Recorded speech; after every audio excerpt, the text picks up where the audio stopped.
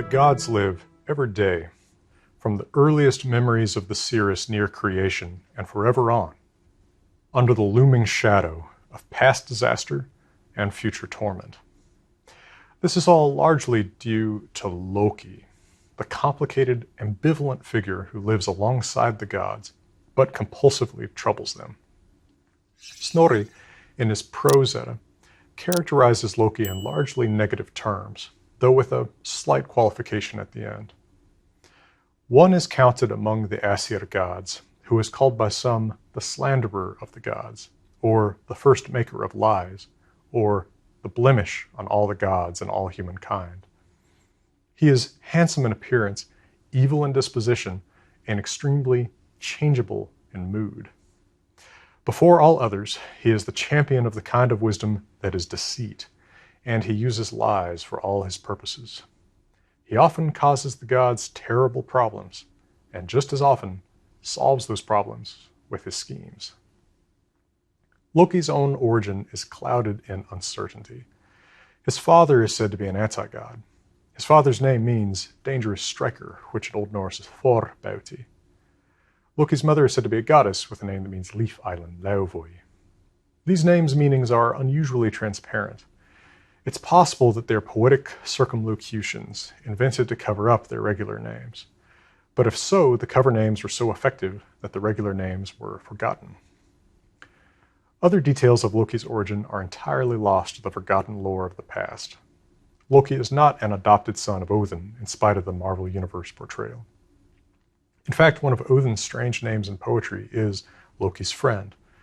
This name might be accusatory in nature, given the destruction Loki will one day reap. But it also reminds us of the mysterious pledge that Odin and Loki made to one another that they would never drink separately, as recorded in the poem Lokasenna in the Poetic Edda. Of Loki before adulthood, Snorri writes in the Prose Edda only that he had two brothers, and says nothing about either of them. Neither of Loki's brothers is mentioned in the slightest detail in any of the poems of the Poetic Edda either. There was also something pretty strange about Loki's shadowy birth. Many of the Aesir gods, including the most prominent, Odin and Thor, have anti-god mothers, but the fact that Loki's father is from the wrong side of the cosmos is almost unique, shared only with Tyr. But Tyr and Loki aren't otherwise similar figures. Tyr's willingness to sacrifice a hand to imprison the Wolfenrir gives him a disciplined, honorable character that's the opposite of Loki's chaotic and destructive nature. Remember, gods have higher status than anti-gods, and it's considered socially appropriate for women to marry men of higher or equal status. But this is the reverse status of Loki's and Tyr's parents, and that implies something not quite right in the union of these two gods' parents, perhaps an abduction, or some other unusual tale that unfortunately is lost to us. But whatever the details of where Loki came from, what has been preserved is that he himself has dallied with many beings of the anti-god family, both female and male beings, as well as associated monsters and even animals. And these dalliances would cause the gods suffering for the most part. The worst of Loki's affairs was with an anti-goddess who had the ominous name of Sorrow Offerer, or Angrboda. Each of Loki and Angrboda's children is foretold to bring harm to the gods, the huge wolf Fenrir, the goddess Hel, and the world-sized serpent that encircles mankind's dwellings in the outer ocean and is known as Jormungandr, or often simply as the Midgard serpent. The gods learned that these children were growing up in Jotunheimar, the homes of the anti-gods, and sent messengers to retrieve the children and bring them into the gods' enclosure, Asgardr, or Asgard. Snorri tells us that the gods sent for these children in response to exactly the prophecies that foretold these children would do the gods irreparable harm, such as the prophecy in the poem Völuspá. Presumably, the gods wished to have control over the fates of beings they were doomed to come into conflict with. When these three ill-prophesied children were brought before Odin, he first threw the huge serpent into the outer ocean. The serpent lies in wait out there, and the waves that surround our human realm, Midgard. Thus, it is usually called the Midgard serpent. In older poetry, it may be called by the apparent name Jormungandr, but this means simply huge monster, and is probably more of an older descriptive term for it than a true name. Odin then threw Loki's daughter Hel into Niflheim, the watery realm from the creation story. Niflheim will become her domain as Queen of the Dead, and it will be renamed Hel when it becomes her domain. That's according to the story anyway. In fact, the name Hel in Old Norse and English alike must originally mean the buried afterworld itself. The word is from the same root as English hole. We'll return to take a closer look at Hel and her domain late in the course in our lesson on the afterlife. But the biggest problem for the gods, contrary to what you might expect, was with the wolf son of Loki, the enormous Fenrir. According to a prophecy well known to the gods, this wolf would be the death of Odin at the final battle of Ragnarok. And yet, the beginning of the wolf story is strangely peaceful, even domestic. The gods fed the wolf at home, says Snorri, sounding like he's talking about a pet dog. Snorri does note that only the god Tyr had the courage to come close enough to give the wolf food. The gods did, however, note with apprehension that the wolf grew larger every single day. The Aesir gods did fear the prophecies that foretold of the danger the wolf would cause. But they have brought the wolf within the enclosure of their realm Asgard, and they were unable to harm a living being once he or she had come inside there. So the Aesir decided to try to restrain the wolf instead. They built a strong chain and put it on the wolf, but the wolf was stronger than their chain, and he broke out of the chain with ease. The gods then forged another chain that was stronger and brought it to Fenrir. They told him that if he could break out of a chain as strong as this one, he would become truly famous indeed. The wolf looked at the chain and could tell it was very strong, but he knew he'd never become famous without taking a few risks, and he allowed the Aesir to tie it around him. Then he broke free out of this one as well. By the way, if you read Old Norse literature, it's very seldom that you get any internal monologue from a character. The wolf's thoughts here, as related by Snorri, he knew he'd never become famous without taking a few risks, are some of the only ones ever related of any character in a Norse myth or saga. So, failing to keep the wolf chained up on their own, the gods sent Frey's messenger Skirnir to the so-called Dark Elves to get them to make a chain strong enough to hold Fenrir. Skirnir then went to some dwarves. There is reason to think that elves and dwarves are overlapping categories, if not synonyms, and this scene is one reason.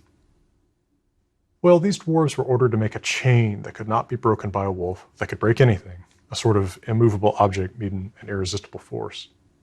But the dwarves had engineering skills equal to any challenge. They made their chain out of 6 things that don't exist: the sound of a cat walking, a woman's beard, a fish's breath, a mountain's roots, a bird's spit, and a bear's sinews. Now, this last of the 6 impossible ingredients apparently refers to the way that bears look like a smooth carpet walking, without apparent muscles or tendons in tension under their fur. This impossible chain, when complete, was as soft and thin as a thread of silk. With the marvelous chain in hand, the Aesir gods rowed out to the island and a small lake within their realm where they were keeping Fenrir.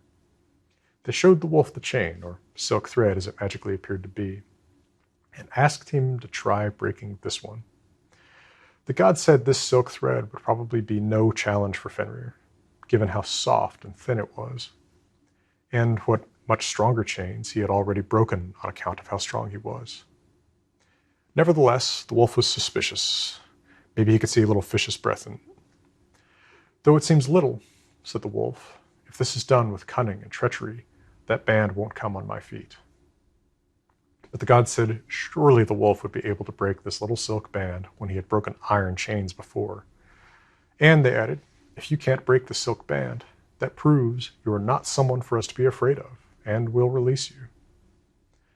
The wolf said, then let one of you put his hand in my mouth as a pledge that this is not done with a false heart. Now the gods all looked sideways at one another, and none of them wanted to put his hand in the wolf's mouth.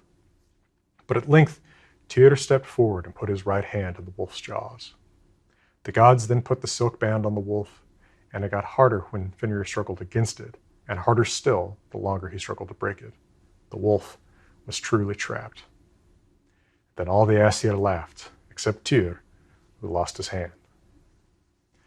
Fenrir was now taken to a deep cave, and his chain fastened even deeper yet in the earth below. The wolf still tried to bite the gods through the whole process, but they shoved a sword into his jaws to prop his mouth open. The saliva that flows from his open mouth as he sits madly, eagerly anticipating his freedom at Ragnarok is called hope. It tells us something about the characteristic Norse pessimism that in all the stories of the Eddas, it is here, in the slavering madness of the wolf killer of Odin, that we find the word hope. Readers of this story in Snorri's Prose Edda, which I have translated nearly verbatim here, are often struck by how calm, or well, chill, the wolf is. There is no indication from Fenrir's actions or words that he actually means harm to Odin or any of the other gods. The wolf is apprehensive of the gods, and reasonably so, since they keep putting chains on him, but he plays along with them nonetheless. So we might ask, did Fenrir have evil intent before evil was done to him? The question might not have meant anything to the Norse. Living in a culture with such rigid ideas of fate, Fenrir was going to kill Odin no matter how he was treated in his early days in Asgard. Perhaps chaining him up so brutally makes his wrath that much worse. But surely Odin's inevitable death day would have come in the same way at the same time as our own death day will for each of us. But still, perhaps that death would have been an accident or a result of a less atrocious war between the Aesir gods and the other powers. Perhaps in reacting to a prophecy rather than merely accepting it, the Aesir gods only sharpened the wolf's rage and his teeth. And yet, long before Loki had fathered this monster brood with the anti-goddess Angrboda, he was already a presence in the Aesir gods' lives. Snorri tells a story from these early days in his Prose Edda, which shows Loki in a less negative light. Early on in the history of the cosmos, the Aesir had established their home in Asgard, but had not yet fortified it. A builder came to the gods and offered to make a wall around their realm so high and so strong that none of their enemies, not even the strongest among the anti-gods, could get through. The builder promised that the work would be completed within 3 seasons, and as his modest price, he demanded only the sun, the moon, and the goddess Freya. Now, the early Norse spoke in terms of 2 seasons rather than 4, with the year broken up into a summer from April to October and a winter from October to April. The gods thought that the year and a half that the builder wanted was a lot of time to ask for the work the builder was promising, especially given the steep price he set. The gods stipulated, though, that the builder would have his prizes if he completed the work within a much shorter time, only 1 winter, that is, half year, with all construction completed before the first day of summer, what we would call mid-April. If any part of the work remained to be done on that day, the builder would receive no reward from the gods at all.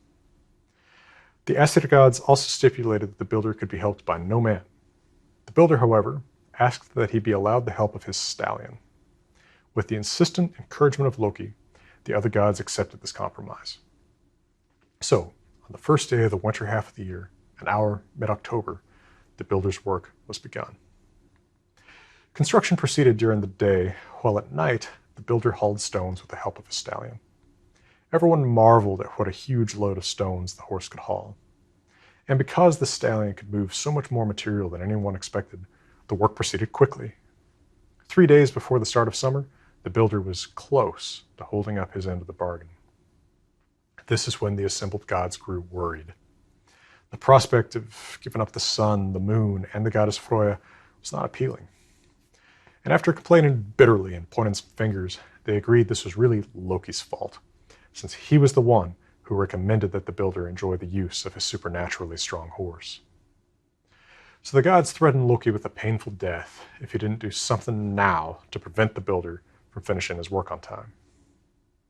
That very evening, when the builder was picking up rocks with the stallion, a mare leapt out of the woods nearby. She neighed, I guess seductively. We are told by Snorri that when the stallion realized what kind of horse this was, he went mad and broke his reins and ran after the mare. The mare pranced away and kept the stallion in pursuit all night, but it eventually went as it goes with stallions and mares. And in the morning, with his horse still AWOL, the builder realized that he couldn't possibly complete his wall in time. The builder went into what is described as a rage, apparently of a specific type that somehow identified him as one of the anti-gods. Note that the Aesir gods otherwise had shown no inclination to believe that he was one of their enemies prior to this, suggesting again that there aren't any visual cues that distinguish between God and anti-God. But this rage, called in the Old Norse text of the story, in Snorri's prose Edda, rage of anti-gods, Jotunmoðr, must somehow be a distinctive characteristic of this family of beings. Thor is sometimes said to go into what might be the equivalent for his own family, an Aesir rage, Osmoðr. The word moðr here for rage is from the same root as English mood, though specialized in Old Norse to refer to a particular kind of raging mood. Now that the builder had revealed his true identity, and the wall was still not quite complete at the end of the allotted time, the Aesir gods called on Thor, who showed up to throw his hammer at the builder and kill him. But we learn now that it was Loki who had taken the form of the mare and distracted the stallion. And in the course of time, we might presume about 11 months, Loki the mare gives birth to an 8-legged stallion who will become Odin's signature mount, the great horse Sleipnir. Of course, we see how wildly different in tone different stories about Loki can be. In one, Loki has fearsome children who will murder the gods. And yet, in another, Loki is the punchline in a weird and kind of funny story that ends up with one of his children, a horse, being very useful to the gods. But strikingly, Loki is consistently referred to as one of the gods, never as one of the anti-gods, even though Loki leads the anti-gods at the final awful combat of Ragnarok. And also, even though Loki's ability to shape change into animals makes him resemble the anti-gods more than the gods, as we hear in the Eddas of anti-gods in the form of eagles, for example. The gods themselves, other than the two most morally dubious, Odin and Loki, aren't said to take animal forms. So this uncertain identity, this duality between Loki as the author of evil and the goofy sidekick, is present everywhere we come across Loki's name. The contradiction was so ingrained in his character that we find echoes of it even from very late. For example, a story contained in a collection of traditional folk rhymes from the Faroe Islands, only published in 1822, still preserves some of the character of Loki in an unmistakable form. In this early 19th century story from a remote corner of the Scandinavian world, a farmer has lost a board game that he played against an unnamed anti-god. And apparently, the unwise farmer and his anti-god opponent had wagered the farmer's son on the outcome of the game. The farmer decides that his son must be hidden from this anti-god, and he prays first to Odin. Odin tries to hide the child by causing a field of tall wheat stalks to appear overnight, and then turning the boy into a grain of wheat on one of the wheat stalks. But Odin has to bring the kid back to his parents when the anti-god begins to tear up the wheat. Then the parents pray to the obscure Hrungnir, who appears instantly. He turns the child into a feather on a swan's head. But the anti-god kills the swan, and Hrungnir has to summon the child back to him before he goes down the anti-god's throat. Now that both Odin and Hrungnir have failed to hide the child effectively, the farmer and his wife call on Loki.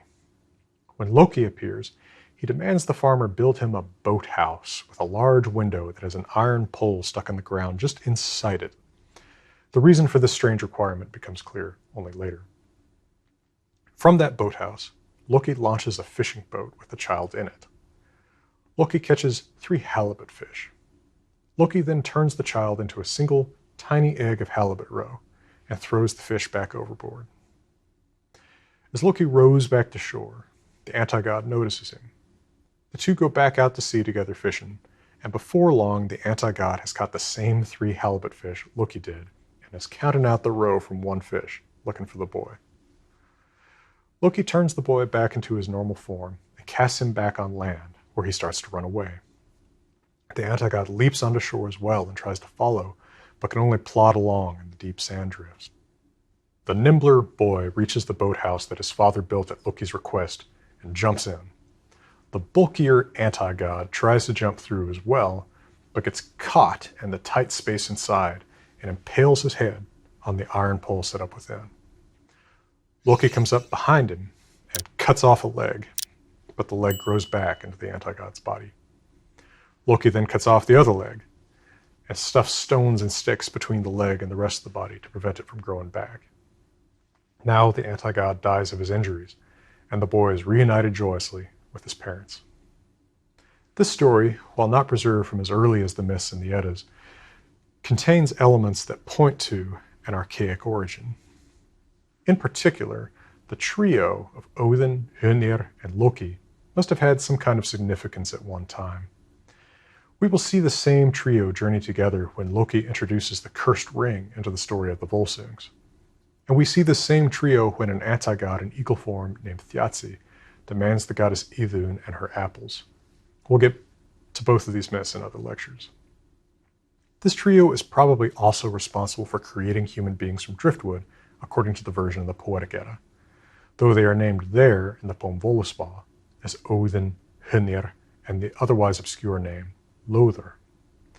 Because this trio is otherwise identical, and because Odin is called in multiple poetic sources alternately Loki's friend and Lothar's friend, it does seem reasonable to assume that Lothar is simply one of Loki's names. Like so many of the gods, including Odin and Thor, he has many. But who is Hönir? And why is he seen almost only in a trio with Odin and Loki? This question might have become unanswerable. Hönir has no speaking part in any myth, and aside from his role in the creation of human beings, he seems to play no active part at all. But when he appears in our most reliable sources, the Poetic and Prose Edda, this obscure god Hönir appears only in association with Loki. So can it be that Hönir is in fact closely related to Loki? Names are so various in Norse myth that it is possible Hönir is simply another name for a figure we know otherwise under a different name, whether a familiar figure or an obscure one, whether a god or anti-god. The meaning of the name Hönir is difficult to link to any other clues. It looks for all the world like it might be formed of the root hyn, which is the same root as hen, i.e. chicken in English. But it seems odd that the Norse would hold up a cosmic scale version of Colonel Sanders next to Odin and Loki in what seems to be a submerged but genuine memory of a powerful deific trio in Odin, Loki, and Hönir. Hens were never particularly important to the Norse culturally speaking, and are never even discussed much as sources of food. But while hens are not important in Norse mythology, roosters are, and Hönir could be read as Hinner. This might suggest either that Hönir is somehow related to the cosmic roosters who crow to warn of the coming of Ragnarok, or, if we take Hinner as a hunter of hens, perhaps he is connected to the figure of the hawk, which is associated with both Odin and Loki too. Odin, after all, appears as a hawk after he exchanges riddles with King Heidrek in the saga, and Loki appears as a hawk when he borrows the feather suit from Frigg or Froya. I have wondered just how deep the connection between Hönir and Loki might go. It is conceivable that Hönir is one of Loki's even more obscure brothers, although without knowing anything about Hönir's origin or much about Loki's, that can never go beyond speculation. This is just another place where the limited number of surviving sources makes us reach a wall in the hedge maze of Norse myth and wonder what could be over the wall. The meaning of Loki's own name is not immediately obvious, but probably shares the same root as the English word lock. A similar formation, broti, from the word for break, means broken trees, so possibly Loki is the locked one, a reference either to his lips being locked shut by being sewn together, or perhaps to his punishment of being locked below the earth. Another possibility, since the same root for lock is used for ending a period of time, is that Loki is the ender, perhaps with reference to his role in the Ragnarok story. In that case, his name would be formed from the lock root in the same way that Skoti, shooter, archer, is formed from the shoot root. But like most of the gods, Loki is known by many alternate names in poetries. The most prominent is Lothar, suggesting sky. And Loki's name Lothar has perplexed scholars for a long time as well, because he's not a god particularly associated with the sky. True, he flies through it on some occasions, but with wings borrowed from a goddess. But there may be another explanation of this name that accords better with the known facts about him.